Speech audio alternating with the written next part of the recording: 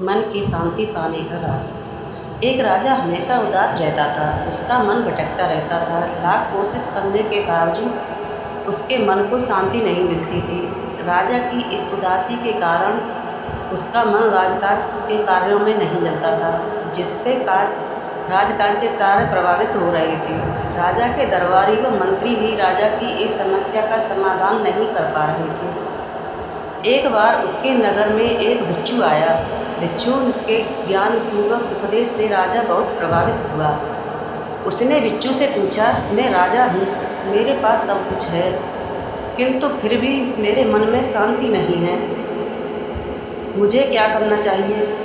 भिक्षु ने राजा की बात पर गौर किया और फिर कुछ सोचकर बोले, राजन, आप प्रतिदिन वेश बदलकर अपनी प्रजा के बीच में जाएं और यह जानने की कोशिश करें कि प्रजा का क्या हाल है और आपका राज्य कैसा चल रहा है।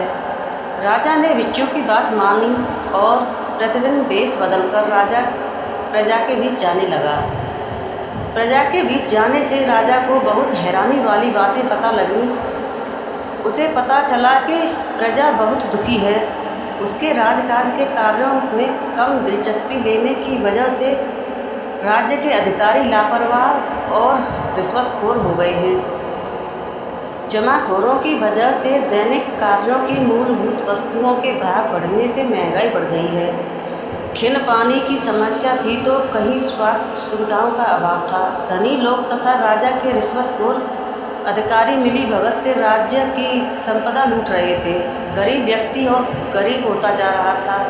प्रजा में राजा के प्रति आक्रोश बढ़ता जा रहा था। किसी भी वक्त प्रजा राजा के खिलाफ विद्रोह कर सकती थी।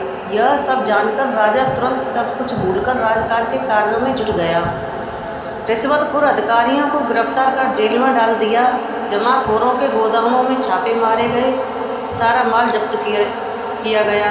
राजा ने खुला दरबार लगाकर प्रत्यक्ष रूप से प्रजा की समस्याएं सुननी शुरू कर दी और जितनी जल्दी हो सकता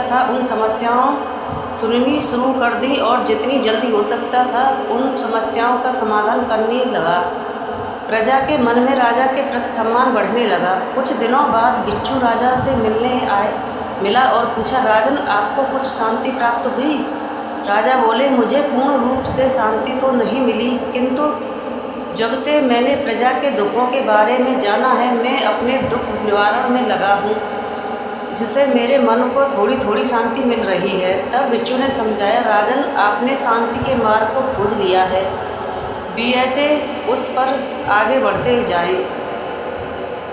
एक राजा तभी प्रश्न रह सकता है जब उसकी प्रजा सुखी हो। कट्टा सारा यह है कि देश के शासकों को आम जनता के दुख तकलीफ़ों के बारे में गहराई से जानना चाहिए और उनका निवारण करना चाहिए। अगर आम जनता सुखी होगी तो देश के शासक भी सच्चा सुख अनुभव कर सकेंगे और देश तरक्की पर चल सकेगा।